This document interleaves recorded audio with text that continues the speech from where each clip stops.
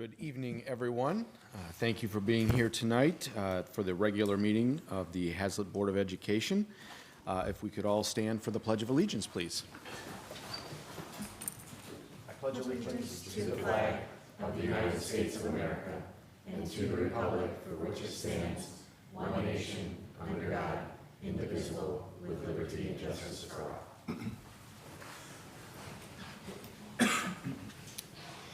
We will now move to the superintendent's report. Thank you, President Byrd. I've got an update on student safety. As you all know, at Haslett Public Schools, the safety, security, and well-being of our students remains our top priority. The third-party Title IX investigation continues following the Murphy Elementary reports from May, and enhanced safety protocols remain firmly in place to ensure that safe learning environments are in every school for every student. Our administrators completed their annual Title IX training in August in compliance with our policy and federal regulations, ensuring that our team stays current with evidence-based approaches to Title IX compliance and response procedures. Staff have been all trained in immediately stopping any inappropriate behavior that occurs, ensuring safety for all students, and reporting incidents to administrators. Administrators continue to conduct thorough documented reviews of all reports of possible sexual harassment and submit their documentation of all investigations to our Title IX coordinator. We maintain universal support plans for all students involved, regardless of whether formal complaints are filed. And we've recently received a strong community response to a student safety task force and are now in the process of identifying appropriate staff for participation in that process. Based on parent feedback we've received, we're implementing a two-pronged community input approach, district-wide survey launching soon, and online focus groups throughout the months ahead. The task force will hold its first meeting in October. Together, they'll analyze community input alongside research and best practices to develop safety improvement recommendations for board presentation. And community members can express interest in that task force or focus groups at haslett.org/our-district/school-safety/task force. We'll continue sharing progress throughout our website, newsletters, and board updates. Parents can contact me directly with any questions about our ongoing safety efforts. And of course, we remain committed to fostering a safe learning environment for every student in the district. Next, on a different note, want to return to some staff shout-outs. We continue to get a strong response from families around the district about the wonderful things happening in our classrooms every day. I want to highlight a special one that came in last week from a parent regarding Christine Meggie. This parent said, "Mrs. Meggie is an absolutely incredible teacher. She takes time to learn about what is best for her students as individuals so that she can teach them in ways that work for them. She's encouraging and kind. She has the patience of a saint, and she instills confidence in each child that walks through her doors. Even when they are no longer in class, she's still a beacon of encouragement, a course of comfort and light to each of them. We've been so blessed to have her as a teacher for our son. There aren't enough words to express our gratitude for teachers like her." This heartfelt message was particularly meaningful because Diane and I were there with Kevin Hatch when Ms. Meggie received a recognition that same week as Teacher of the Month from State Representative Cerniglu, who presented her with a commemorative plaque and brought treats for students and was so kind to answer every one of the students' questions. So thank you to Ms. Meggie and all of our dedicated staff who make such a difference every day. Last but certainly not least in my report, I want to welcome Maya Beauregard, a member of the Superintendent Student Advisory Board. Maya and her fellow board members recently met for a half-day kickoff session at MSU to launch their year of leadership work. I'm excited about their upcoming initiatives, and I'll let Maya share with you what they discussed and answer any questions that you may have about their plans. So Maya, welcome. Yeah. Hello, it is so nice to see all of you this evening. I am Maya Beauregard. I am a junior at Haslett High School and a part of the Superintendent Student Advisory. So our first meeting of the year will be on the 25th, but our last meeting we had was before school started back in August. So back in August, we had a workshop at the MSU STEM building. We got to know new members and freshmen while discussing our main focus for the year, which we decided is improving student confidence and self-advocacy so they have high amounts of belonging at Haslett so that everyone feels included and welcomed in our community. We thought of ideas like making a centralized club list for the high school, making a student advisory emails for students to reach out with questions, and student-made resources on how to talk to teachers. So overall, the advisory strives to be good models and resources for students to communicate with. And that is what we have worked on so far. Yeah. Thank you so much. Any questions? Any questions from board members? Well, thank you Yeah. so much, Maya. I appreciate you Have a giving the lovely update evening. today. Thank you very much, Superintendent. Oh, thank you. Thank you very much, Superintendent, twice. Next, we will have an update on the Climate Day of Action at the state capitol. And I think Maya is going to come right back up here with Harrison Batten. So please tell us a little bit about your day at the Capitol. Good evening, everyone. We were invited by both Mr. Malley and Mrs. Lurch to just kind of share our experience. My name is Harrison Batten, I'm Maya Beauregard. and we had the opportunity to attend both this climate summit on September 9th and then Capitol Day, which was our, I would say, favorite part the day after. I'll first touch on kind of how we were invited. We are a part of various different groups that deal with climate advocacy and education around the topic, including the SEAL team, Student Environmental Activism Leadership, which is mostly run or advised, I should say, by Bridget Booth from the middle school. She has been really such an amazing person to look up to for us and to be able to listen to. And she introduced us to this other group called MILES, Michigan Youth Leaders, or Leading Environmental Stewardship, which then offered up this opportunity to us. So Miles is a statewide group that also works with a few other things like MyCan and a initiative called DAM, which is specifically in Detroit youth like advocacy. And the summit day on the 9th was a mainly convention of like different people speaking about things from around the state and experiences that they've had of like dealing with climate action and like how to work through it on like honestly campus levels and also on like school district levels. And then Capitol Day, which is what we went to, was where we actually got to lobby to representatives about climate issues. We specifically worked with DAM during it.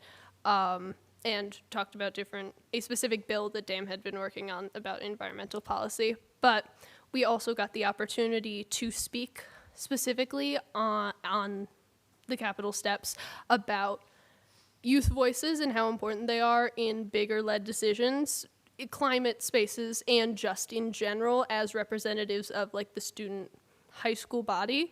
So, do you want to step in? Sure. Yeah, it was really just such a fantastic experience for us. We were able to kind of just share our voice to a larger group of people, a different group of people.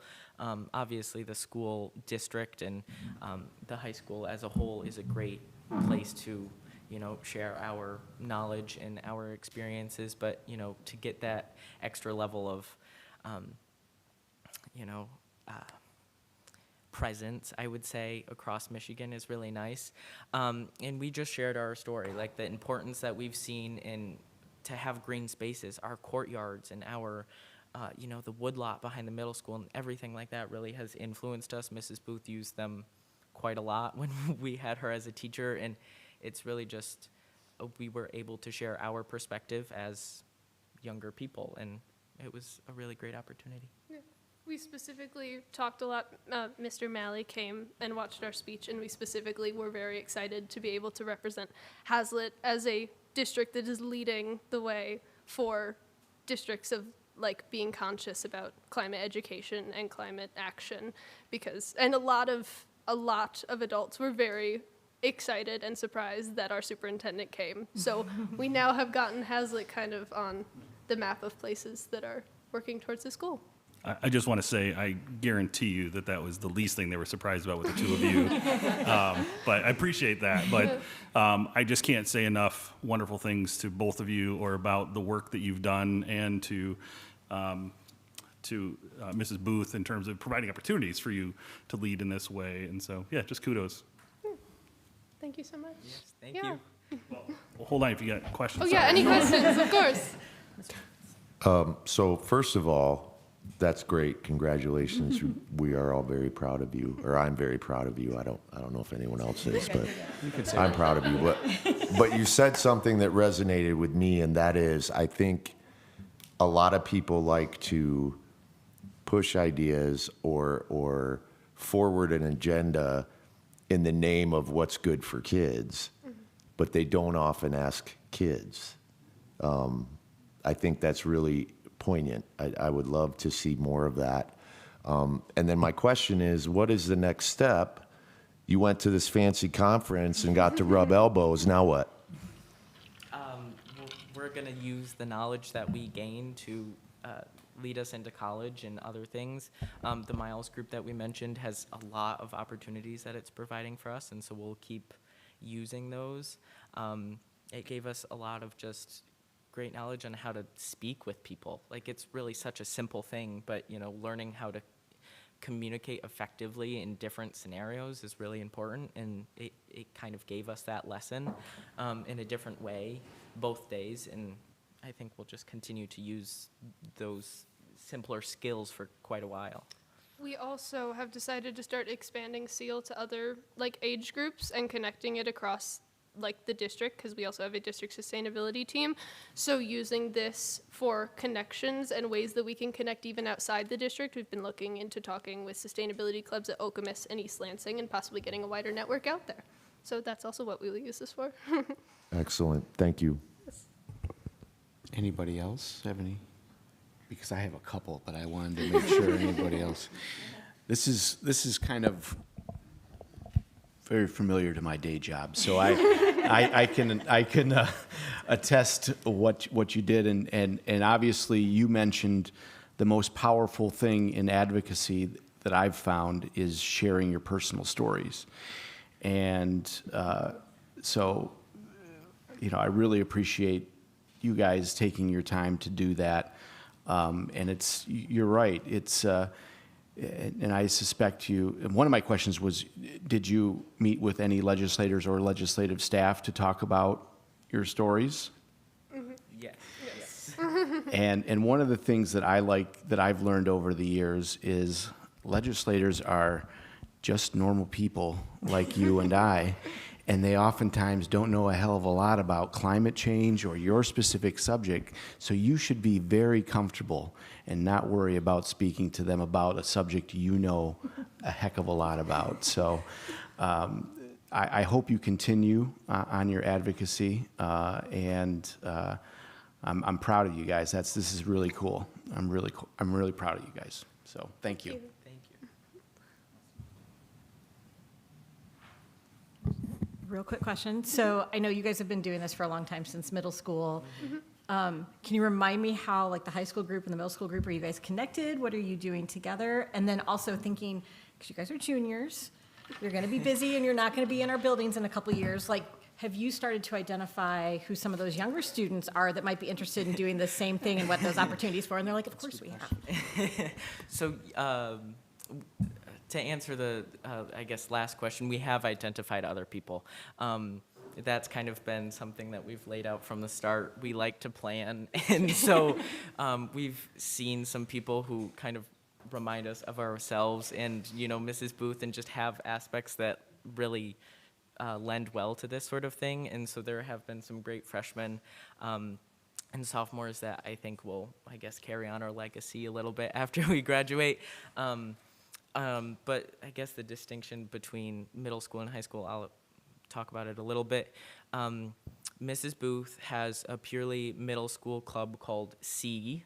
It was previously the Conservation Club, but it stands for Student Environmental Action, and so it's kind of the lead-in to SEAL, which is the more high school-based club, high school students.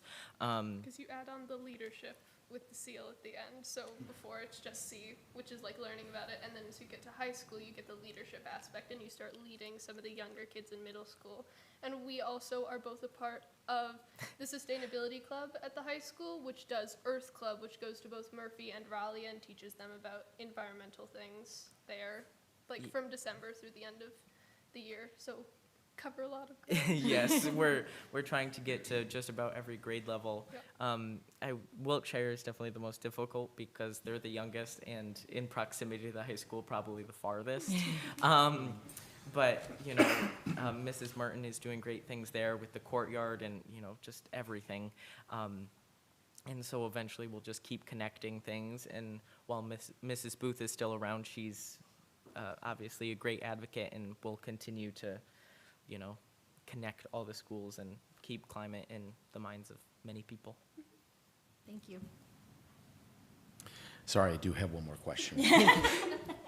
Did you, this is kind of aside from, did you guys have an opportunity to kind of walk around the Capitol and or take a tour of it or anything like that?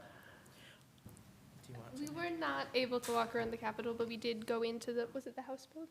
Yes. Yes, we did go into the House building when we talked to one of the representatives, but we were not able to walk around the Capitol. We had opportunities to, but we were prepping for our speech, No, so we no weren't problem. able Just to. curious. They've done a Yeah. lot of renovations in the last few years. Yes, they have. And, We could tell. and Yes. again, There was still some I'm kind of a Capitol nerd, so I like talking about that. So anyway, thank you again. Yes, of course. Thank you. Thank Yes, you. Thank so you. much. As they're returning to their seats, I do want to say that I echo their feelings on Mrs. Booth. She's amazing, amazing lady. So, and Thank now you. it's on camera. Thank you. And now, Mr. Fisher, you have a tough act to follow.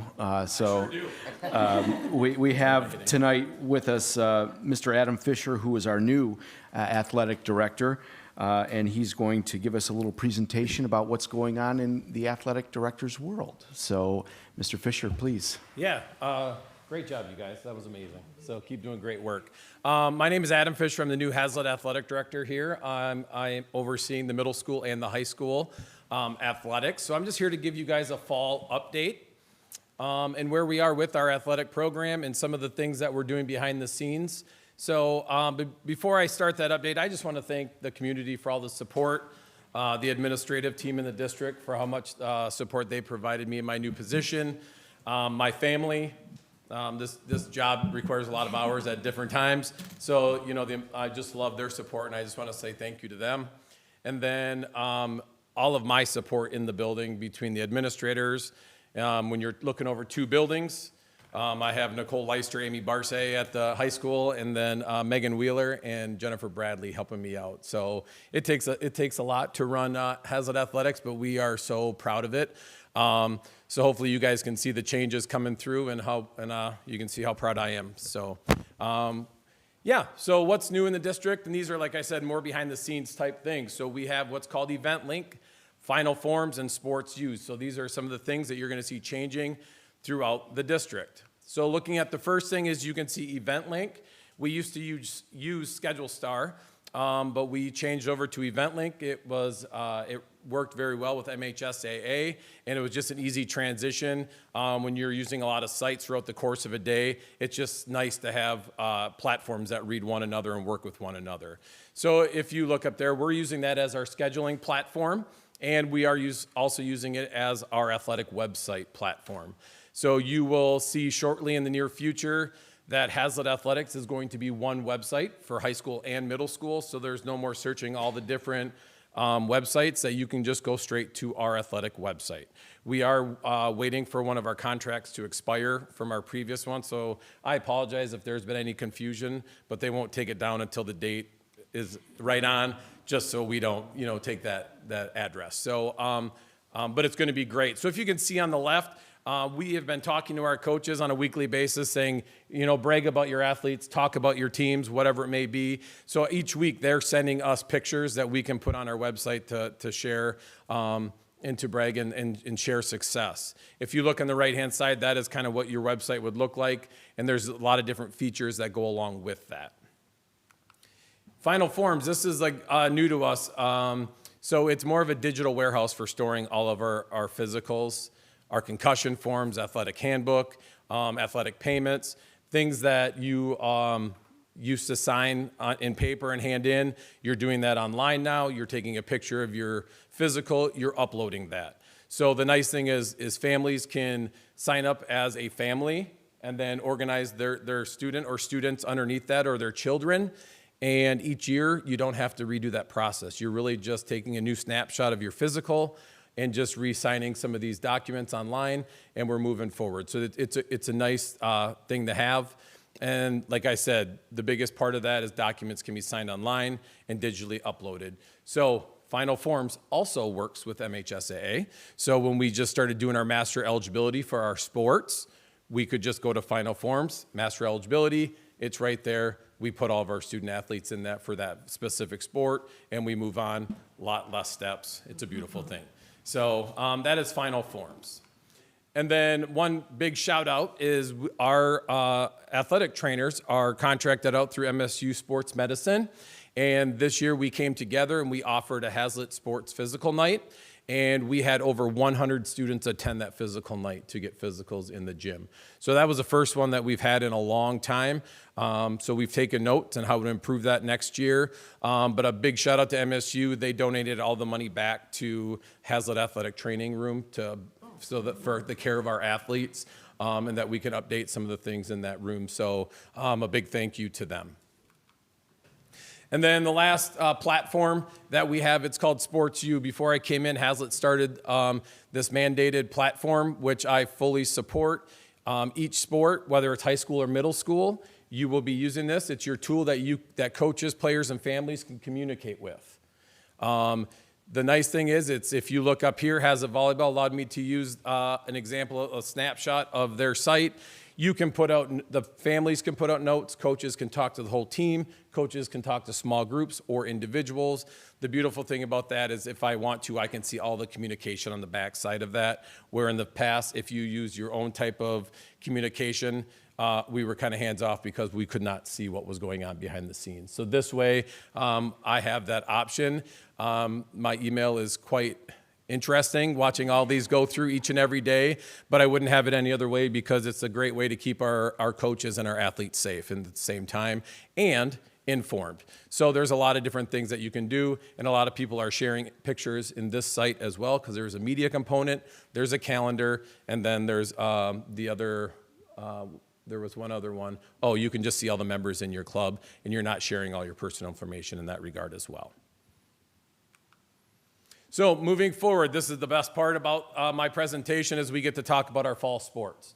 I'm hoping to be invited back when fall sports is over because I'd like to come back and just give you a season recap and kind of talk about the winter sports moving forward. But we have a lot of great things going on between the two buildings.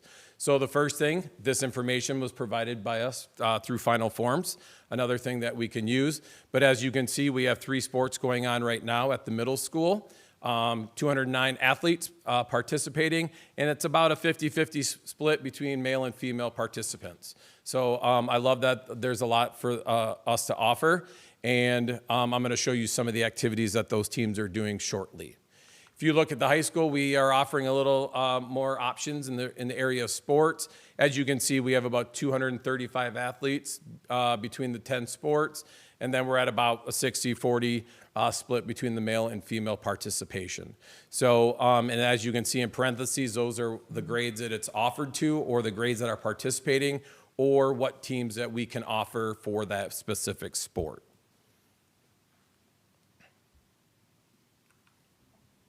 So here are some of the highlights when it comes to our sports.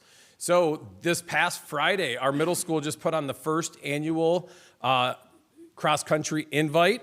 As you can see, we had about 400 finishers in that event. Big shout out to Playmaker Sports. They put on the entire event.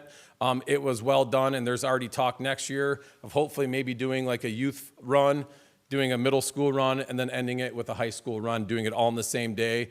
But when you saw what was happening just with middle school alone, it gives you goosebumps to think about what you can do. But as you guys can see up there, 6th grade took first place, 7th and 8th grade, 7th our second place. And the coolest thing was Haslett had the most athletes by about 25 students. Right now, we have about 150 cross-country runners in our program, and our 3 coaches are doing an amazing job guiding them each and every day. So once again, big shout out to all the volunteers and coaches and everybody else that put that on. If you look at our sideline cheer team for football, this is the biggest team that they've had since the new coach has been here, and it's getting bigger and bigger. And if you guys have been to any of the games, the student section is into it with the cheerleaders, and it doesn't matter if you're home or away. It's super cool to watch. If we look here, our cross-country team is off to a great start. They just the Leslie invite, both the girls and the boys each took first place, but otherwise we are having people medaling each and every race. Our golf team is doing really well. Our varsity is currently ranked 2nd in the conference, 4th in the region, while the JV continues to be ranked number 1 in the state. And the ladies were at Forest Acres today golfing, so I'm excited to see how they did. Our tennis team is doing well as always, current record of 9-2-4. They're currently ranked number 9 in Division III. They represent each and every season. Very fun to watch, especially when I go out there. I love the competition.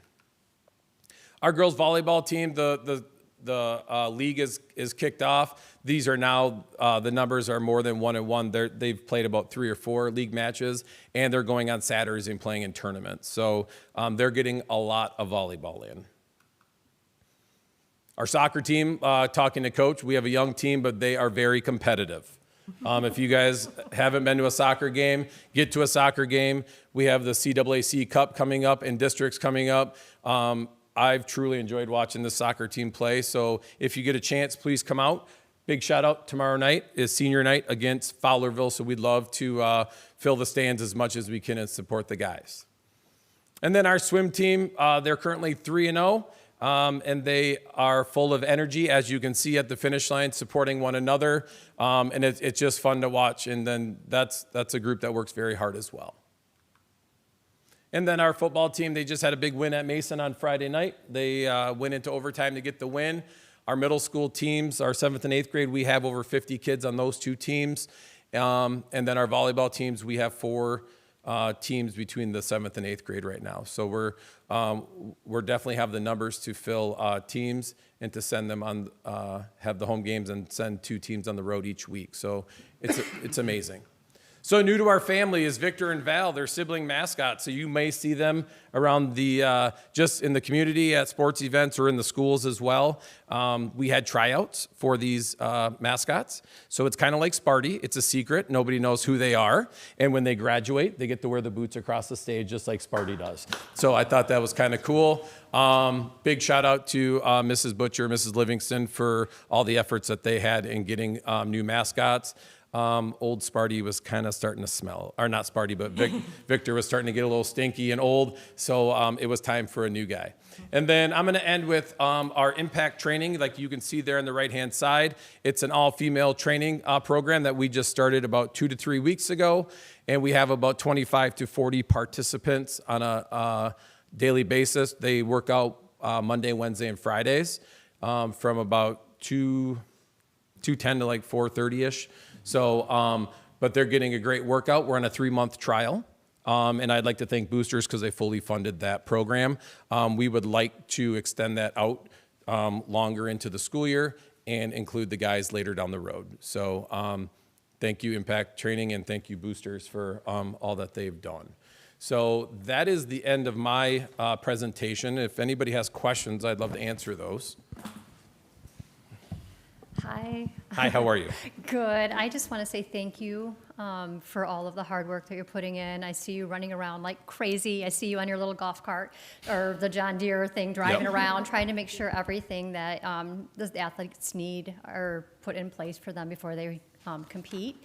And I just want to say it's really nice and refreshing to see you active and involved in just about every single sport that's going on. I've seen you walking through, checking it, and it makes me feel good that the kids have someone monitoring them to make sure that they're safe. I appreciate that. My golf cart broke down, so I've been getting a lot of steps in. Hopefully that thing gets fixed soon. No. So I think it said on there 12 teams and 10 sports. or do I have that inverted? 10 sports, 12 teams. 12 teams. Yeah. And you are making your presence felt at all of these things. I'm doing my best, yes. Do you remember what your family looks like or what? That's why I gave the big shout out, because some weeks are different than others. I'll tell you what, great job. You can kind of feel the vibe throughout that athletics is on a very, very good trajectory. And we thank you, because that's a big elephant for sure.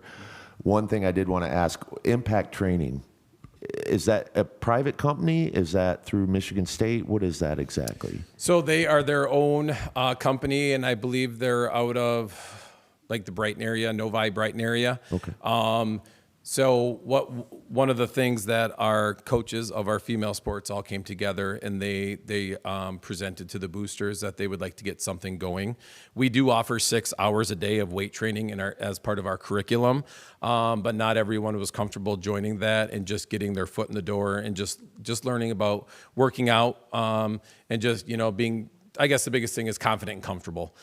So they came to us and they were asking that if the boosters could help fund something like that, that would be something they could really enjoy. And so the boosters took it on right away. Big shout out to Chip Taunt, did a lot of fundraising for it as well. Jason Kilday has done a lot of work as well with that. Yeah. So like I said, we're in a 3-month trial with that. So we'll see how the numbers look, how we impact, so there's a lot of things we're evaluating in that time frame. It looks like there's a lot of participation though in the early going. Absolutely, yeah. And the cool thing is the first 2 days that they worked out was all their evaluation and their baseline testing.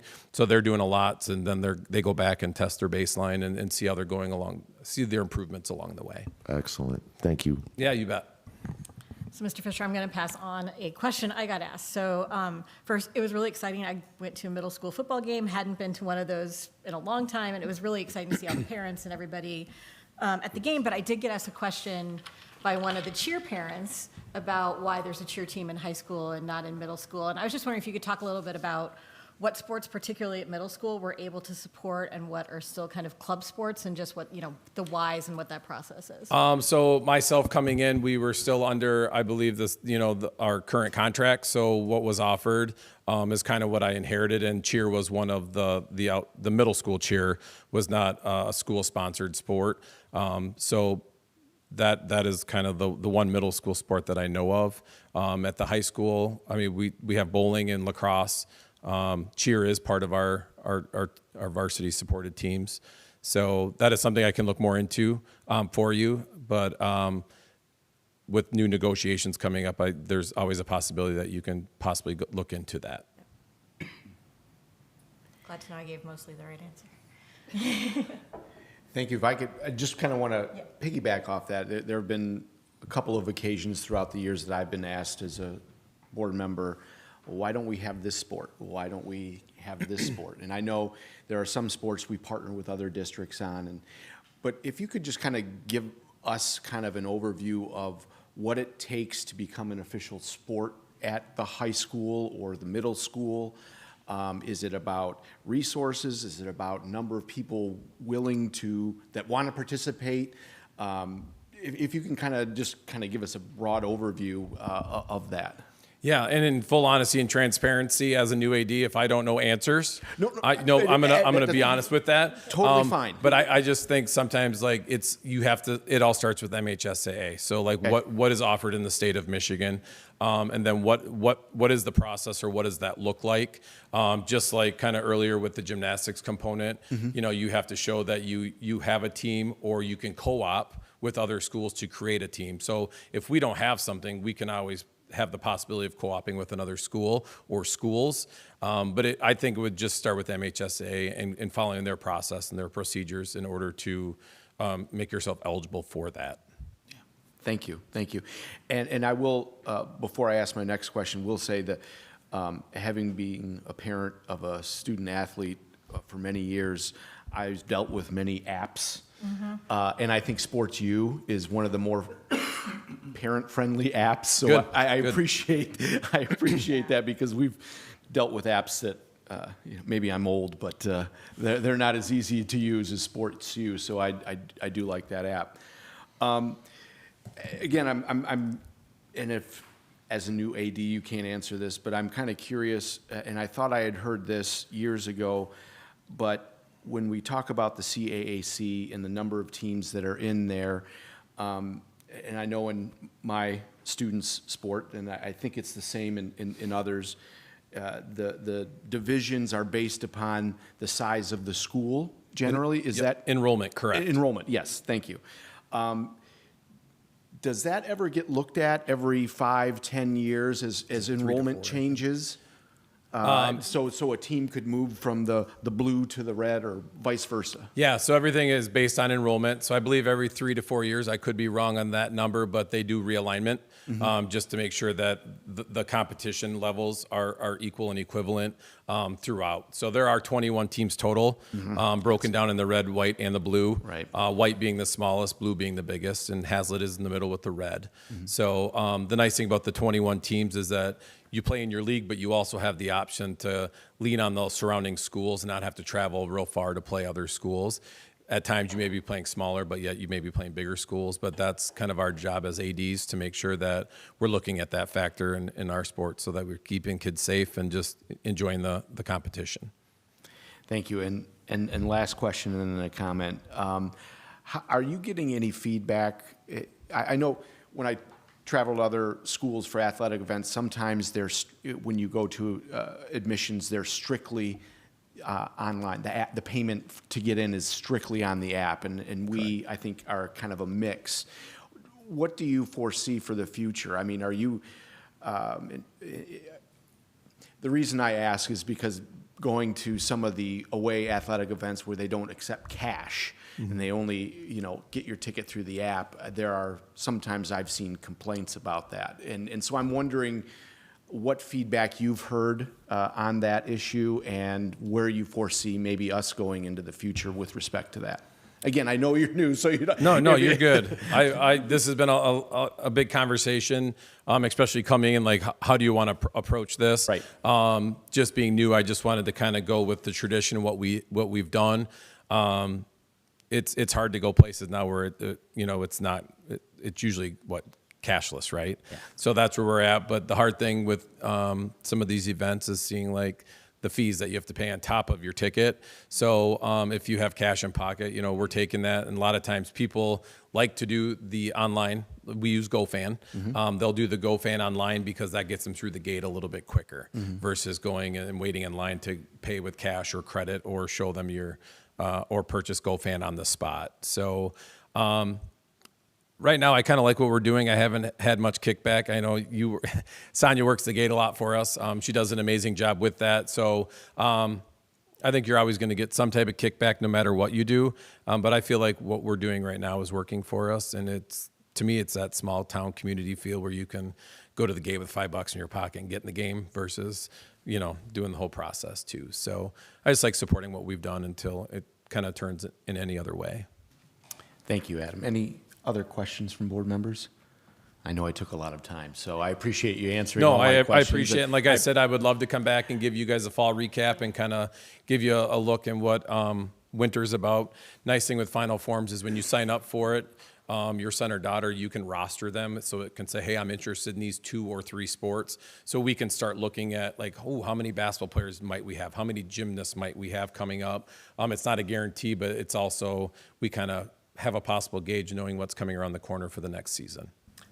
Thank you very much, Adam. Yeah. Appreciate you being here. Thank and you. yes, we hope you come back. Yes, and I'm going to head out so I can go see my family. Yes. Yes, All right, go guys. do that. Thank you. Bye. Go do that.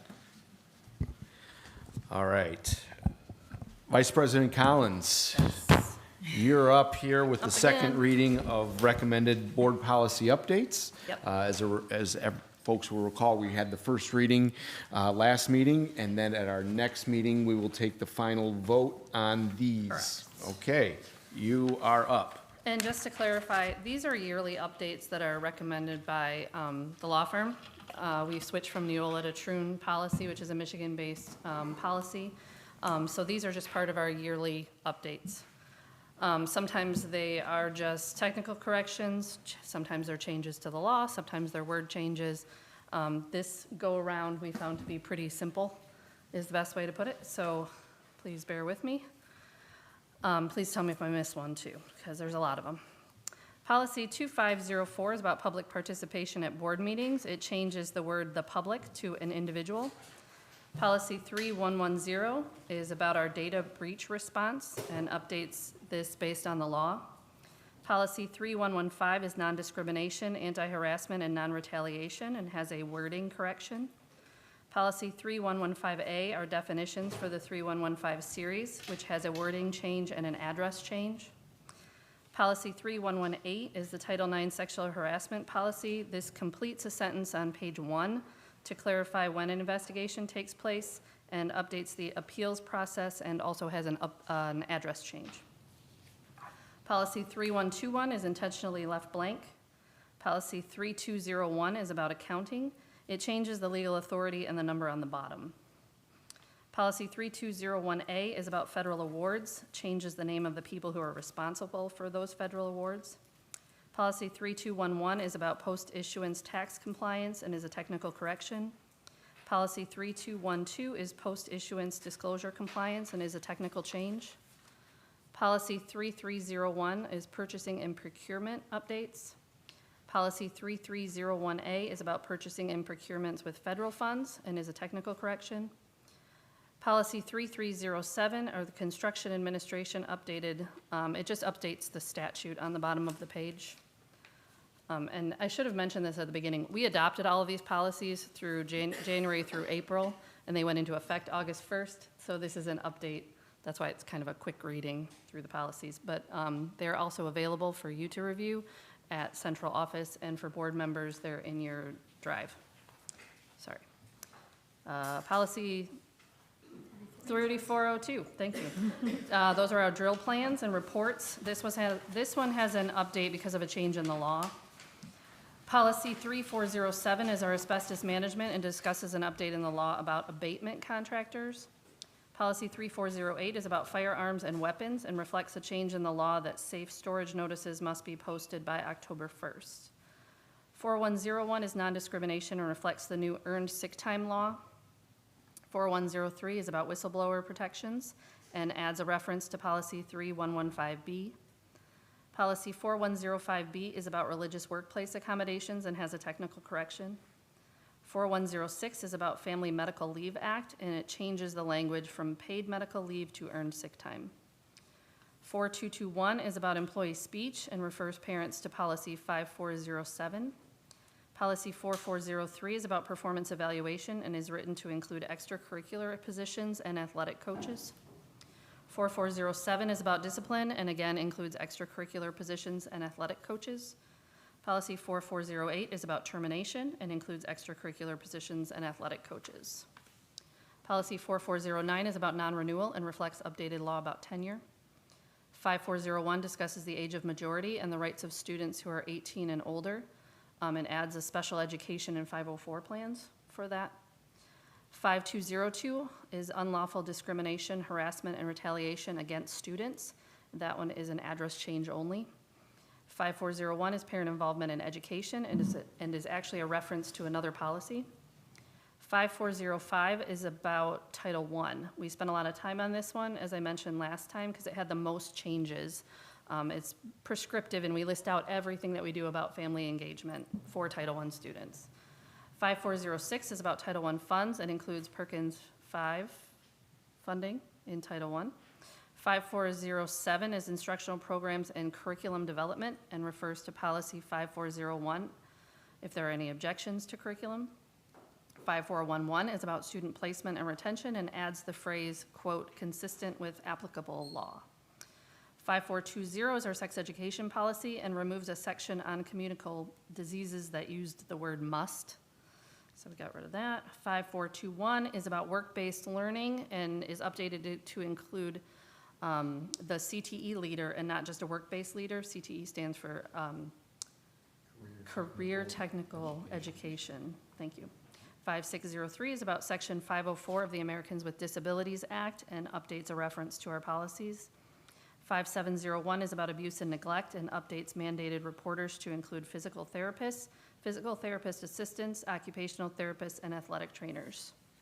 5707 is about our school wellness policy. It adds that we will accommodate reasonable meal modifications according to Section 504 without extra cost to the student, following certain procedures. 5712 is about concussion awareness. That whole thing has been almost entirely redone, but you're welcome to take a look, and it is, I believe, as I was doing the final forms for sports and athletics, it's the concussion forms that we all have to sign, so. And that's the second reading, and we will vote on those at our next board meeting. Thank you. Thank you, Vice President Collins. And as you mentioned, if anyone would like to come in to the office here and take a look at those changes and provide comment, they are welcome to do so. Does any member have any questions for Vice President Collins? Seeing none, thank you very much again to you and your committee. And then we will move on to board reports.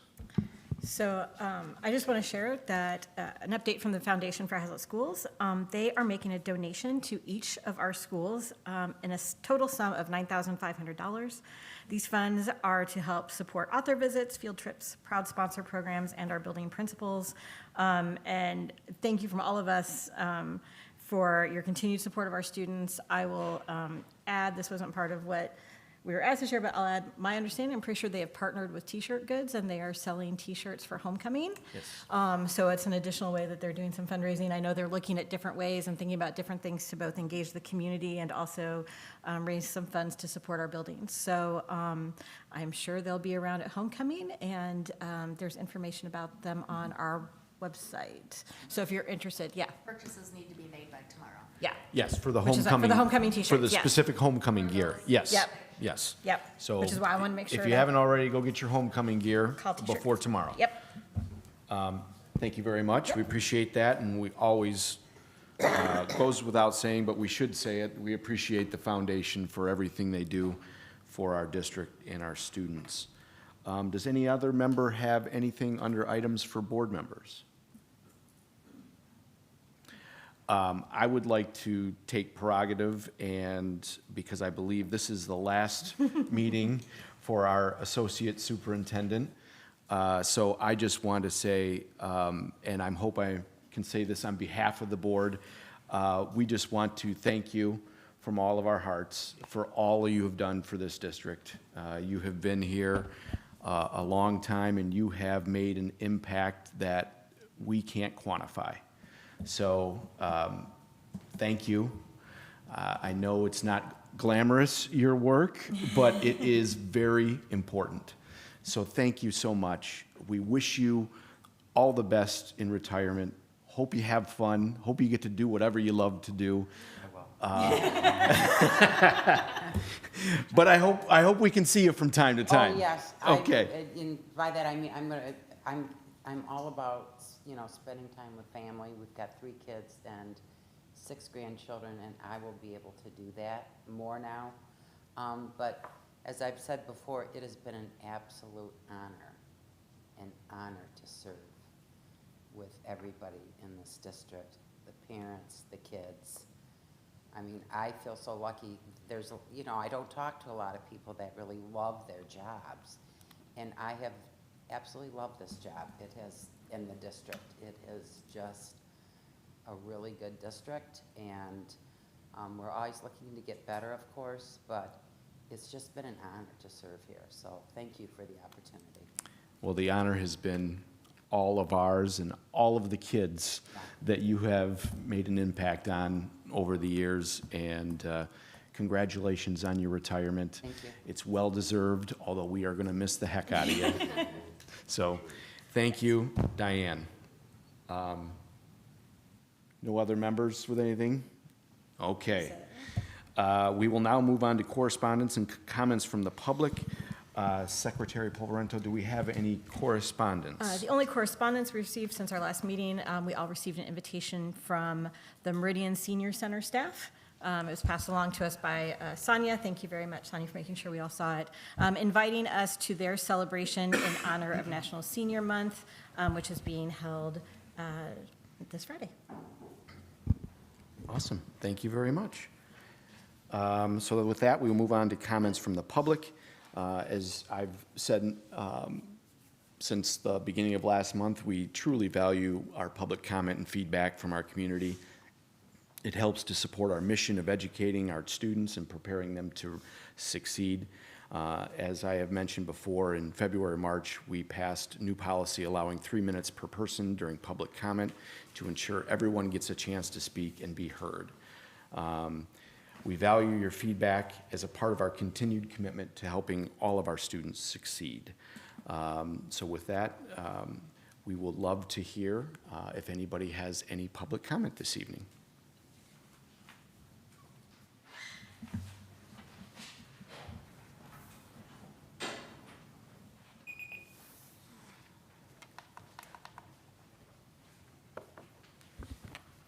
Hello, my name is Allison Steginga. I'm wearing teal in support of sexual assault victims. I want to start by speaking directly to the parents of Murphy Elementary. Many of you openly support Murphy's principal. You say he cares about our children, and I believe that's true. But here's the reality. After the Title IX investigation, someone will take the blame. If parents do not speak up now, it will not be the Superintendent Malley. It will be Murphy's principal. We have already seen this pattern. Superintendent Malley avoids responsibility, delays procedures, and shifts blame. If parents stay quiet, we will lose Murphy's principal and keep the superintendent who failed to act. That is the direction this is headed unless people raise their voices. So here's the choice. You can keep silent and watch Murphy's principal take the fall, or you can act now. Sign the petition on change.org. Email the board. Demand a public forum. Speak out publicly and loudly. Parents also need to know 4 things tonight. First, if 4 sexual assaults happen at your child's school, you will not be told. That is not because of some legality under FERPA or Title IX. It is because Superintendent Malley has chosen not to inform parents. The district can and should send an email notifying parents of the allegations. This demonstrates secrecy and not transparency. Second, on August 8th, Superintendent Malley told all of us by email that the school followed policy and procedures. That was not true. It was a blatant lie. There were no procedures in place. Superintendent Malley was required to create and share interim procedures as soon as he knew, but he never did. Third, parents have asked for a public forum for transparency. Superintendent Malley has avoided this by offering a closed group meeting with victims' families and by setting up a student safety task force. Parents want to know why a PR firm has been hired. Did the PR firm write your emails? Fourth, when there is evidence that a school employee hid a student's report of sexual assault, Superintendent Malley has failed to investigate. That leaves more students at risk working with that individual. Parents who want to support Murphy's principal should take action now. Sign our petition on change.org for a public forum, because we have seen a pattern of Superintendent Malley shifting blame away from himself. If parents stay quiet, our principal will carry the blame for failures that belongs to Superintendent Malley. Thank you.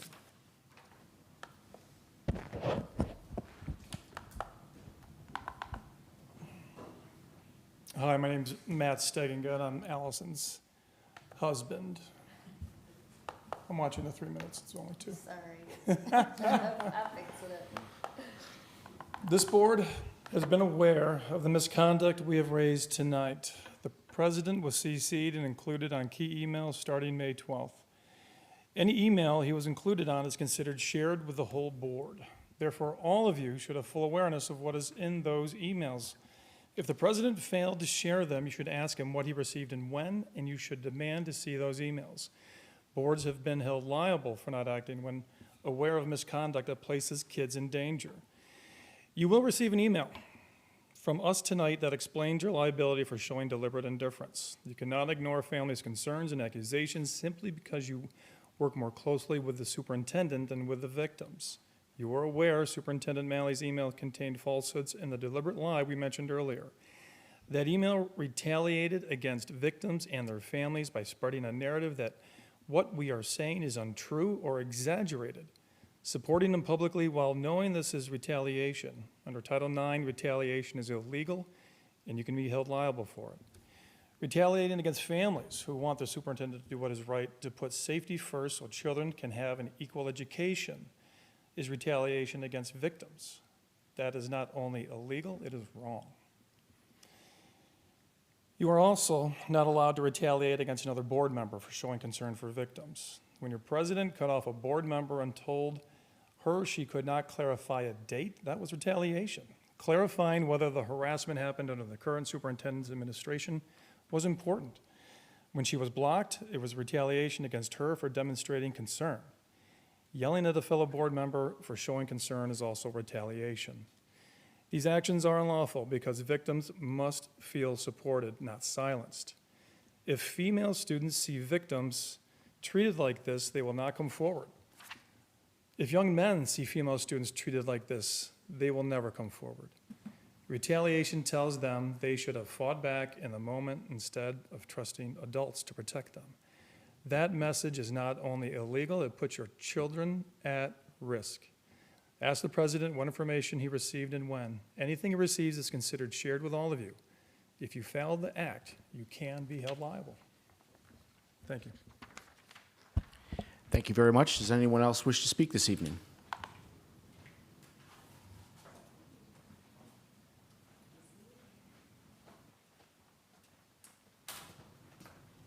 Hello, my name is Molly Maynard, and I have a daughter at Raleigh Elementary.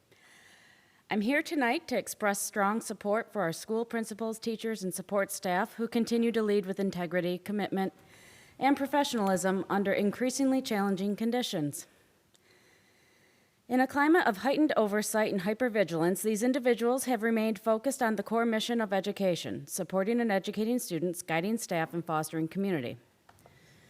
Despite limited autonomy and often unclear direction from Superintendent Malley, they have navigated complex demands with empathy and accountability.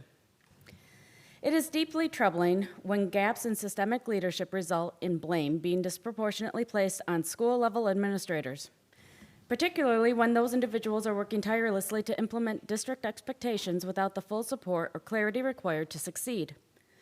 Leadership must be a shared endeavor.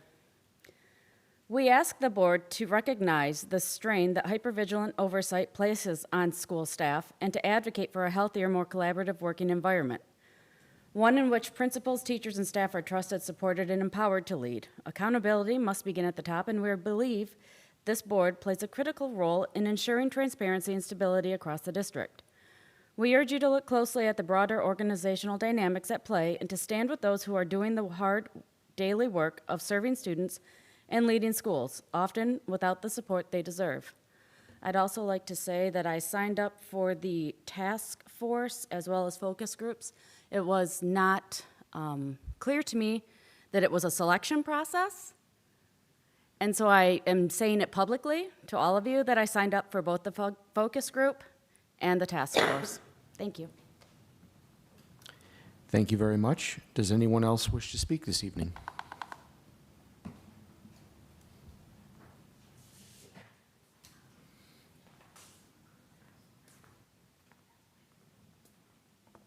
Good evening. Jeff Kessner, Haslett resident. I'm going to provide transparency in the facts regarding Policy 2504, which reduces public comment at board meetings from 5 minutes to 3 minutes, a 40% reduction. At a policy meeting, board member Collins introduced the policy change, then turned to me and said, "Mr. Kessner, this change is not directed at you." Right then, I knew it was. I told her that this would backfire, that this was being done because I had the audacity to speak out against the failed policies of this board. In February 2025, Greg Bird, Tracy Collins, Molly Pavarento, Amy Clark, and Corrine Warzinski voted to reduce public comment from 5 to 3 minutes. I emailed the board asking, why is it in the best interest of our schools and community to reduce public comment? The board's response was, quote, "The policy change brings our district in line with other districts throughout the state and region. This is not entirely true. Okemos, Bloomfield Hills, Allendale, Granville, Meridian Township, Westwood Heights, Michigan State Board of Education, and many more allow 5 to 6 minutes of public comment. The hypocrisy is glaring. The Haslett superintendent hosts a coffee hour once a month at Blondie's Barn to seek public comment, but recommended the board limit public comment. The school board celebrated the American Constitution at the September 8th board meeting, while at the same time updated Policy 2504, which limits free speech.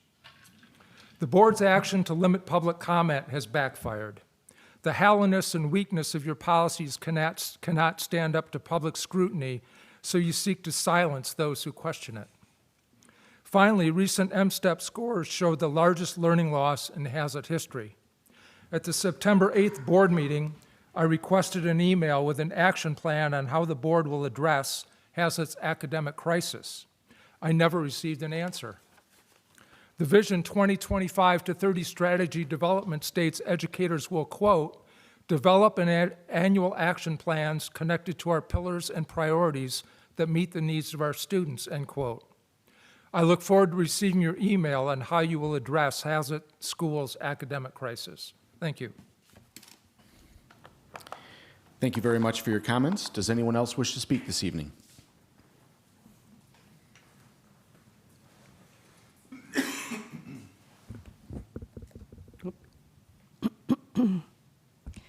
Good evening. Terry Geyersbach, Haslett resident. We're all aware of the critical thinking component of the 2030 plan. So what comes with critical thinking? I hope observing and documenting basic information, vibrant discussions, and also sharing different viewpoints. It also involves analyzing evidence, observations, arguments to make sound conclusions and informed choices. Another goal of critical thinking is to form judgments through the application of unbiased analysis and rational evaluation. So, if 25 to 30 Haslett students in the classroom are learning and being encouraged to think critically, what would occur? My guess is a variety of sound conclusions based on each student's background, life experiences, and even learning styles. Critical thinking can be traced back to John Dewey, who originally called it reflective thinking, which used the knowledge base of an individual and their engagement, which varies accordingly, he stated. Therefore, end results aren't always going to be based on unbiased analysis and rational outcomes because each student brings different thoughts and ideas to the table. Let's compare this information to our own school board when it comes to discussing, sharing different viewpoints, and voting on various topics. I remember hearing the director of Michigan School Boards who spoke at one of our board meetings a couple years ago. She highly encouraged this board to always conclude with a 7-0 vote. She mentioned it would look better to the public if everyone were on the same page. But how does this represent critical thinking? The old adage, practice what you preach, comes to mind. This 7-0 goal seems to promote conformity among the board, yet we're encouraging our students to use critical thinking when seeking their own conclusions. Seems as though a 5-2 or a 3-4 vote on most topics would show that this board is using critical thinking and not conforming to group thinking. I actually appreciate when this does occur. Thank you. Thank you very much. Does anyone else wish to speak this evening?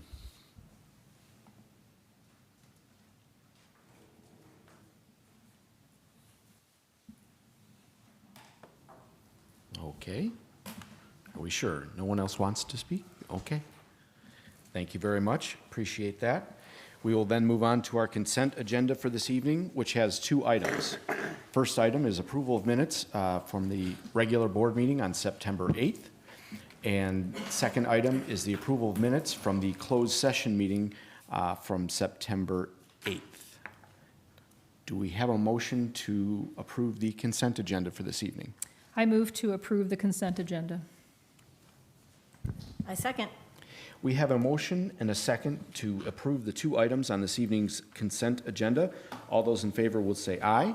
Aye. Opposed? The consent agenda is adopted. We will move on to announcements. A regularly scheduled Board of Education meeting will be held on October 6th, 2025 at 7 p.m. right here in the Haslett Administration Building. And that is it for announcements. We will move on to adjournment, and I would take a motion to that end. I move that we adjourn. We have a motion to adjourn. Do we have a second? Second. We have a motion and a second to adjourn. All those in favor will say aye. Aye. Opposed? Thank you, everyone. We are adjourned this evening. Go Lions.